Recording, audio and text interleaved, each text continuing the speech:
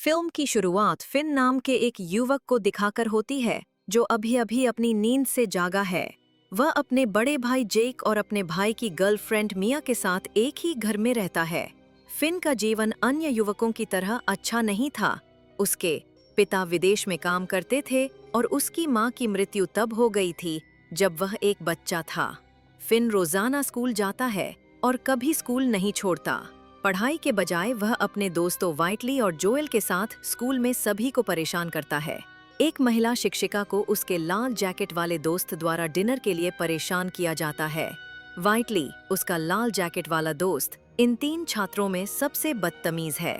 दूसरी ओर हमें एक आदमी दिखाया जाता है जिसने अभी अभी स्कूल में अपनी कार पार्क की है। उस समय फिन और उसके दोस्त मिलकर उस आदमी की कार को खरोंचते हैं। स्कूल में भी उनके पास चाकू रखने की हिम्मत है जो स्पष्ट रूप से एक प्रोहिबिटेड वस्तु है। बिना दोबारा सोचे कि इस कार का मालिक कौन है, उस पे खरोच के उपशब्द लिख देते हैं। उनके चेहरे के भावों से पता चलता है कि उन्हें कोई पछतावा नहीं है।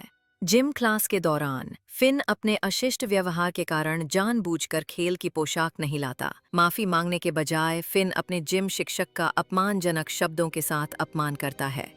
अपने दोस्तों की तरह फिन को संभालना भी बहुत मुश्किल है, यहाँ तक कि जिम ट्रेनर को भी नहीं पता था कि अब क्या करना है।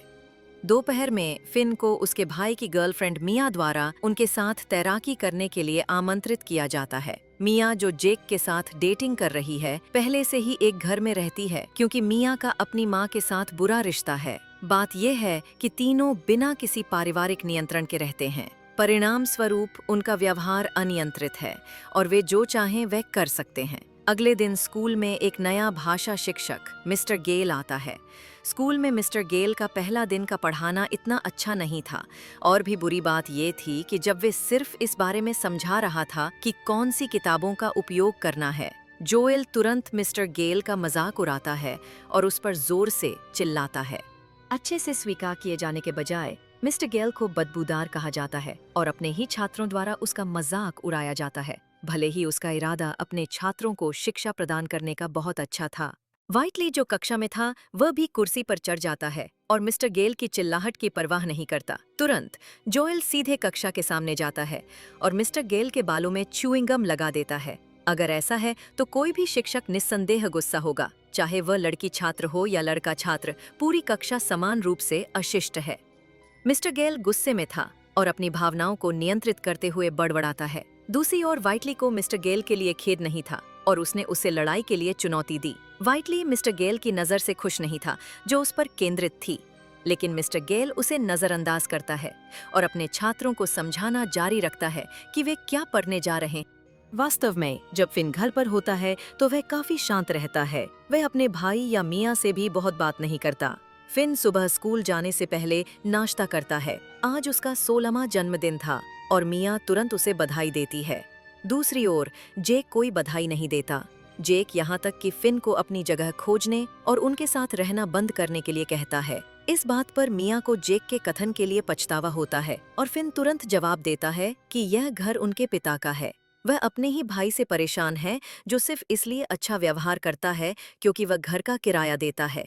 फिन सुबह से देर तक पूरा दिन वाइटली के साथ बिताता है। अपनी ऊब भरने के लिए वे खुले तौर पर निवासियों की साइकिलों को नष्ट कर देते हैं। यह वास्तव में एक अनैतिक व्यक्ति की परिभाषा है जो निर्दोष लोगों के साथ भयानक चीजें करता है। जब वे यह काम समाप्त कर लेते हैं तो वे हाईवे के साथ जितनी दूर तक हो सके चलते हैं, लेकिन अचानक उनके सिर को किसी ने पीछे से मारा। उस समय उन्हें अपहरण कर लिया जाता है और कार से ले जाया जाता है। फिर फिन और वाइटली, जिनसे पहले से ही खून बह रहा था, तुरंत एक कमरे में घसीटे जाते हैं। उन्हें जंजीरों और ताले से बांधा जाता है ताकि वे 1 इंच भी हिल न सकें। उस आदमी ने जानबूझकर मेज को ड्रिल किया भी ताकि छेद बनाए जा सकें, ताकि फिन और वाइटली के हाथों को एक पतली रस्सी का उपयोग करके बांधा जा सके। यह तरीका उन दोनों को हिलने से रोकने का सबसे प्रभावी तरीका है। दूसरी ओर उस आदमी ने कमरे में एक ब्लैक बोर्ड भी लगाया था। फिर फिन डर से अपनी पैंट में पेशाब कर देता है जब वह वाइटली को बेहोश देखता है। पता चलता है रहस्यमय व्यक्ति वास्तव में उनका नया शिक्षक मिस्टर गेल है। बहुत कुछ कहे बिना मिस्टर गेल दिन की पाठ सामग्री समझाता है, क्योंकि आज की सामग्री संज्ञा है। तो मिस्टर गेल प्रत्येक वस्तु के लिए एक उदाहरण देता है जो वहाँ है, जैसे हथौड़ा, कील और नेल गन। कुछ समय बाद मिस्टर गेल फिन को बताता है कि वह शब्दकोश में उसके द्वारा उल्लेखित प्रत्येक शब्द का अर्थ देखे। हर मौके पर फिन के पास केवल 10 सेकंड हैं, और अगर फिन शब्दकोश में शब्द नहीं ढूंढ सकता तो उसके हाथ को कीलों से छेदा जाएगा। इस बार फिन से प्रेरणा शब्द का अर्थ खोजने के लिए कहा जाता है। घबराहट और डर के साथ फिन खोजता रहता है और खुशकिस्मती से वह शब्द खोजने में कामयाब रहता है। यह यही नहीं रुकता। अगर फिन को शब्दकोश में शब्द मिल जाता है तो उसे अर्थ पढ़ना चाहिए और इसे अपने दिमाग में याद रखना चाहिए। मिस्टर गेल यह भी कहता है कि उसके द्वारा दी गई प्रत्येक व्याख्या और प्रश्न के लिए बैठक के अंत में एक परीक्षा आयोजित की जाएगी। फिन वास्तव में हर बार जल्दी से शब्दकोश खोलने के लिए मजबूर है। मिस्टर गेल इन आदेशों में से प्रत्येक को अचानक और फिन के लिए अप्रत्याशित रूप से देता है।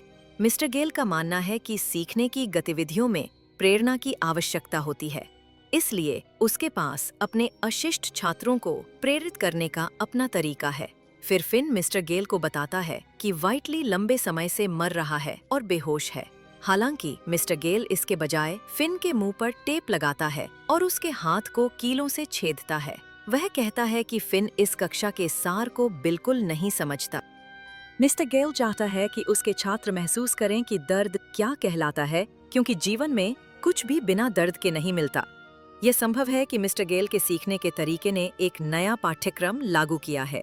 उसके बाद वह सीखने की गतिविधियों को फिर से शुरू करता है और ब्लैक बोर्ड पर सब कुछ समझाता है। अगर कोई शब्द जटिल है तो वह फिन को शब्दकोश खोलने और इसे देखने के लिए कहता है, लेकिन आश्चर्यजनक रूप से 10 सेकंड के साथ फिन हमेशा उसके द्वारा पूछे गए शब्दों को खोजने में कामयाब रहता है। इस स्थिति में फिन मजबूर था, भले ही वह नहीं चाहता था, लेकिन उसे सभी व्याख्याओं को याद रखना पड़ता है। मिस्टर गेल की कक्षा में एक गिलास पानी पीने के लिए 30 सेकंड का ब्रेक है। फिन को तुरंत मिस्टर गेल द्वारा पानी दिया जाता है और व्हाइटली को भी, जो बेहोश था। जितनी देर यह कक्षा चलती है उतना ही मिस्टर गेल एक मनोरोगी शिक्षक के रूप में अधिक दुखवादी होता जाता है।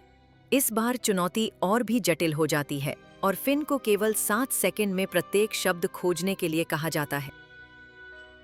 अगर वो जवाब नहीं दे सकता तो उसे नेल गन से छेदा जाएगा। लेकिन यकीनन फिन जवाब नहीं दे सका और उसके हाथ को तुरंत नेल गन से गोली मारी गई। मिस्टर गेल की भावनात्मक स्थिति तब और भी खराब हो जाती है जब व्हाइटली लंबे समय से बेहोश है। पहले व्हाइटली के कार्यों के परिणाम स्वरूप मिस्टर गेल भी जानबूझकर व्हाइटली के हाथ को नेल गन से छेदता है। हथौड़े से मैन्युअल रूप से ठोकी गई दूसरी कील के साथ मिलकर माहौल और भी अराजक हो जाता है और मिस्टर गेल का मूड उन दोनों को शिक्षित करने का नहीं रह जाता। दूसरी ओर मिया, जो जेक के साथ है, चिंतित है कि फिन घर क्यों नहीं लौट रहा। उसने फिन से संपर्क करने की कोशिश की, लेकिन उसका फोन बंद था। दूसरी ओर फिन का भाई पूरी तरह से बेपरवाह है, जो मिया के देखभाल करने वाले स्वभाव के विपरीत है। मिया फिन को एक संदेश भी भेजती है, इस उम्मीद में कि ये पढ़ा जाएगा, लेकिन जेक इसे देखता है और तुरंत मिया से ईर्ष्या करने लगता है। जेक कहता है कि फिन में क्या इतना महत्वपूर्ण है कि तुम उसे ढूंढ रही हो। अंत में जेक कठोर शब्द कहता है और मिया को घर छोड़ने पर मजबूर करता है। मिया को ये धमकी भी दी जाती है कि वह फिर से घर न लौटे और घर से फिन की तरह दूर चली जाए। मिया, जो जेक के घर से दूर चली जाती है, जोएल से मिलती है, जो अपने पिता के उसे लेने का इंतजार कर रहा था। जोएल बहुत भाग्यशाली था क्योंकि आज वह फिन और व्हाइटली के साथ नहीं खेला, क्योंकि उसे अपने पिता द्वारा मिलिट्री स्कूल में शामिल होने के लिए बुलाया गया था। उस समय मिया जोएल से फिन को कॉल करने के लिए कहती है, लेकिन फिर भी वो फोन नहीं उठाता। यहाँ से हम देख सकते हैं कि एक दोस्त भी केवल हमारे साथ तब होता है जब हम खुश होते हैं, लेकिन जब हम कठिन स्थिति में होते हैं तो बहुत कम दोस्त हमारी मदद करने को तैयार होते हैं। फिर मिया आधी रात में अकेली चलती है और फिन से मिलने की उम्मीद करती है। थोड़ी देर बाद वह एक खड़ी कार देखती है जिसके शरीर के पीछे खरोंच के निशान थे। लेकिन अचानक दूर से मिया का एक आदमी द्वारा पीछा किया जाता है और वह यथासंभव भागती है।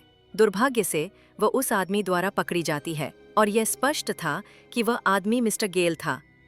फिर मिया को कमरे में लाया जाता है और उन दोनों के साथ बंदी बनाया जाता है। मिस्टर गेल कहता है कि वह पहले से ही जानता था कि कोई फिन या वाइटली की तलाश करेगा और यकीनन लंबे समय से प्रतीक्षित शिकार दुर्घटना से आ गया था। इस बार मिस्टर गेल के छात्रों की संख्या 3 लोग है। सीखने की गतिविधियां और रोमांचक नहीं हो रही, बल्कि और भी दुखवादी हो रही हैं। उस क्षण मिस्टर गेल वाइटली को शब्दकोश से एक अर्थ पढ़ने के लिए कहता है, लेकिन वाइटली इसके बजाय मिस्टर गेल के सिर को अपने सिर से टकराता है। मिस्टर गेल के लिए नेल गन लेने और इसे वाइटली की गर्दन में गोली मारने में ज्यादा समय नहीं लगता। इससे यह स्पष्ट हो जाता है कि वाइटली को गर्दन में छेद किए गए कील के साथ मरना पड़ता है।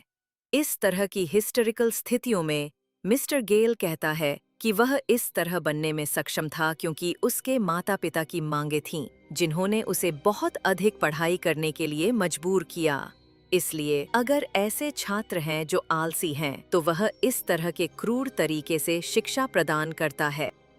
फिर फिन परीक्षा सत्र में प्रवेश करता है और उसे उन सभी प्रश्नों का उत्तर देना होता है जो जल्दी दिए जाते हैं। ये अंतिम सत्र है जो निश्चित रूप से फिन और मिया के लिए वास्तव में तनावपूर्ण है। शुरू होने से पहले मिस्टर गेल उसे बताता है कि अगर फिन उसके किसी भी प्रश्न का गलत जवाब देता है तो मिया शिकार होगी। एक प्रश्न के लिए मिया के सिर को एक कील से चुभाया जाएगा। मिस्टर गेल द्वारा दिया गया प्रश्न के बाद प्रश्न सफलतापूर्वक फिन द्वारा उत्तर दिया जाता है। उस समय मिस्टर गेल को गर्व होता है कि उसके द्वारा लागू की गई विधि फिन को एक प्रतिभाशाली बनाने में सफल रही। उसी समय मिया गुप्त रूप से उस कील को लेना चाहती है जो वाइटली की गर्दन पर है। जब ये ली जाती है तो मिया तुरंत कील को मिस्टर गेल की गर्दन में सीधे घुसा देती है। वह फिन के हाथ की रस्सी को भी छोड़ देती है, लेकिन दुर्भाग्य से मिया के सिर को पीछे से हथौड़े से मारा जाता है। इतने कम समय के साथ फिन अपना हाथ कील से खींचता है। फिन गिरे हुए चाकू को लेने में भी कामयाब रहता है और तुरंत मिस्टर गेल के हाथ में दोनों अंगूठे काट देता है। अंगूठे कटने के साथ उसे अपने हाथों से कुछ भी पकड़ने में कड़ी मुश्किल होगी। मूर्खतापूर्ण बात यह है, फिन मिस्टर गेल को चाबियां लेने के बहाने खड़े होने की इजाजत देता है ताकि वे यहाँ से भाग सकें। लेकिन मिस्टर गेल झूठ बोलता है और वह सिर्फ फिन को कई बार रौंदता है। सौभाग्य से मिया होश में आ जाती है और वह तुरंत मिस्टर गेल को हथौड़े से मारती है। बार बार वह मिस्टर गेल को इतनी भावना के साथ मारती है कि उसका सिर कुचल जाता है। उस समय मिया मिस्टर गेल को मारने में कामयाब रहती है और वह घर से भागने के लिए चाबी पाती है। वे आधी रात में सड़क पर अकेले घर वापस जाने के लिए चलते हैं। अच्छी बात यह है, जब वे घर पहुंचते हैं तो दोनों जेक को घर से बाहर निकाल देते हैं। आखिरकार जेक केवल निष्क्रिय रह सकता था और बिल्कुल मदद नहीं कर सकता था। अंत में दोनों टीवी देखने में समय बिताते हैं और फिल्म समाप्त होती है।